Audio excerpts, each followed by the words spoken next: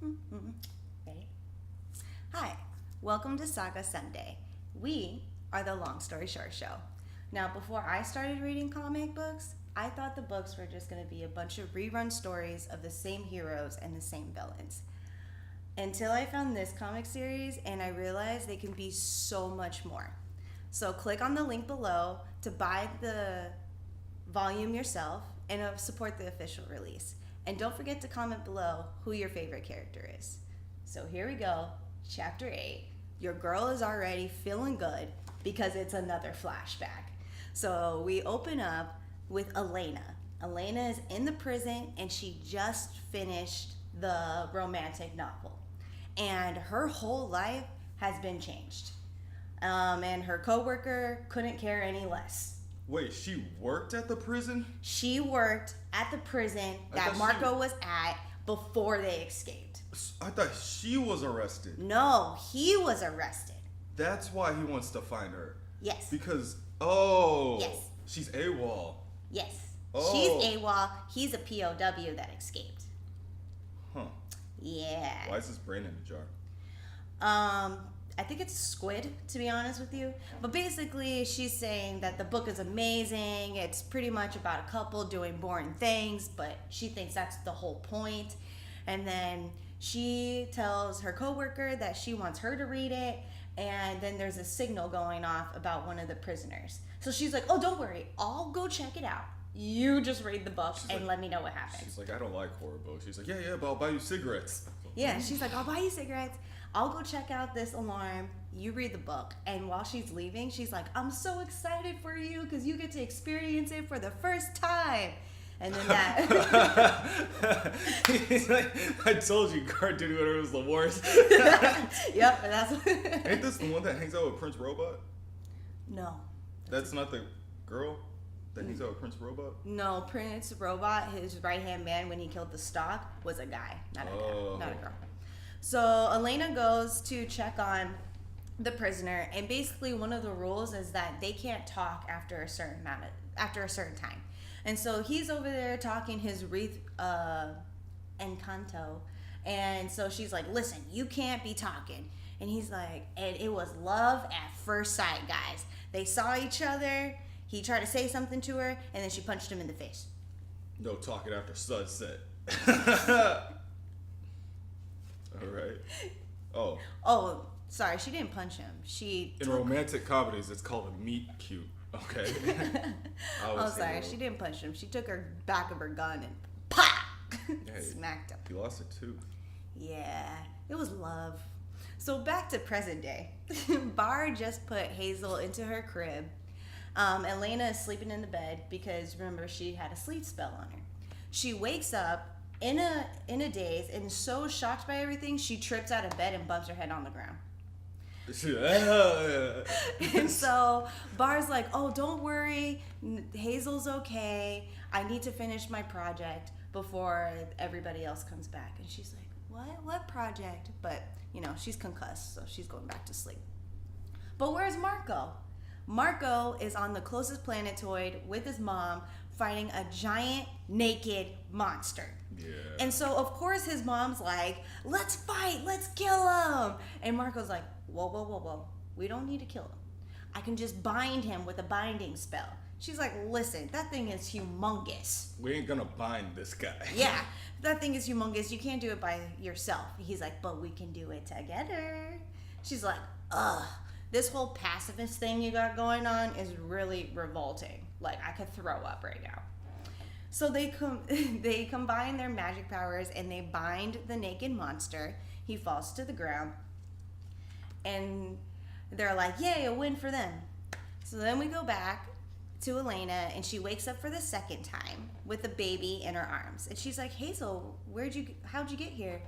But then she notices there's a package at the end of her bed.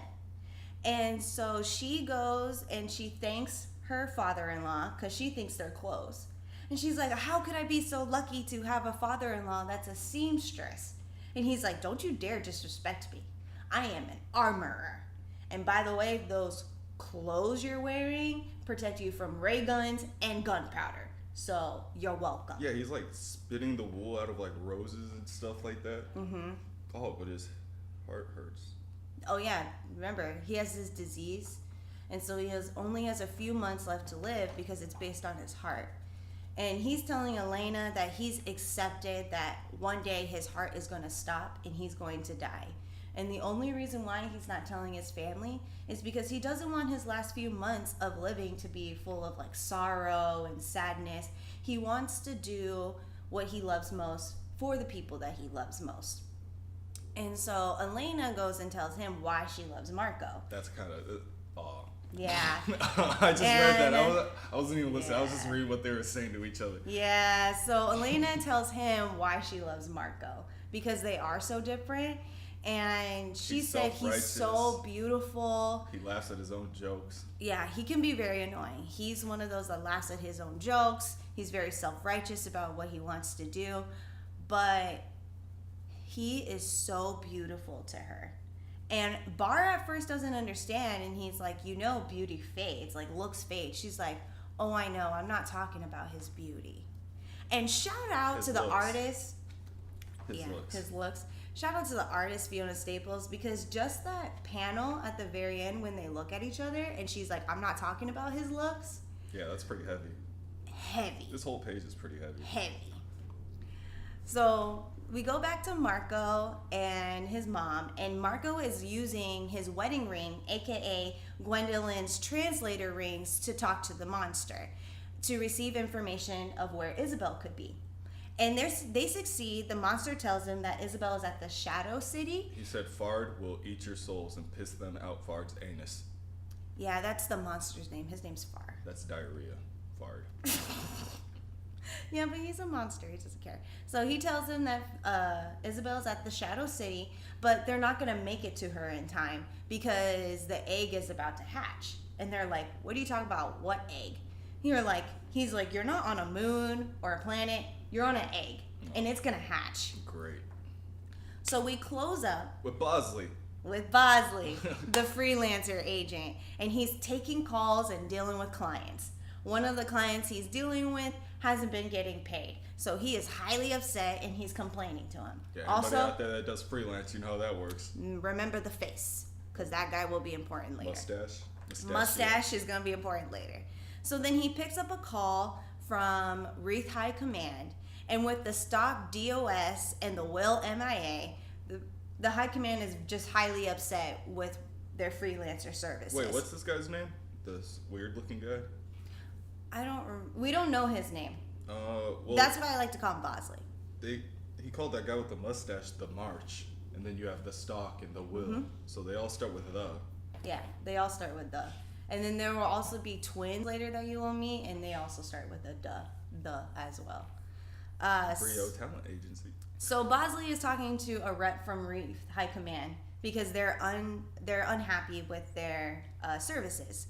And so the rep demands Bosley to tell him or to tell her where the will is and his personal information. This is a lady, I don't give out like private information over the phone. And so she's like, well, that's fine. You can tell me to my face. And he turns around and it's Gwendolyn. It's Gwendolyn. So Gwendolyn is looking for the will. Wow. Yeah, doesn't she have tomboyish hips? That's chapter 8. Whoa. What do you think? Damn. Well, okay then. Well, that's shit. Chapter 8. It's getting juicy. I told you guys it's getting juicy. Remember, Marco's dad could die at any moment now because he's sick. So it's just kind of like hanging you emotionally on that edge because, yeah. Yeah, fuck his mom. His mom sounds like a bitch. Yeah, she's just very strong. And the thing is like, she's really not a bitch. She's just like Elena. And like, they're both just very high strung. Then who's like Gwendolyn? They're all like Gwendolyn. I can't say what Gwendolyn is like yet. We will find more about her in the next chapter. All right, well, that's it. So don't forget to click on Long Story Short Show and subscribe to our show to catch up on all Saga Sundays, and we will see you next time. Later.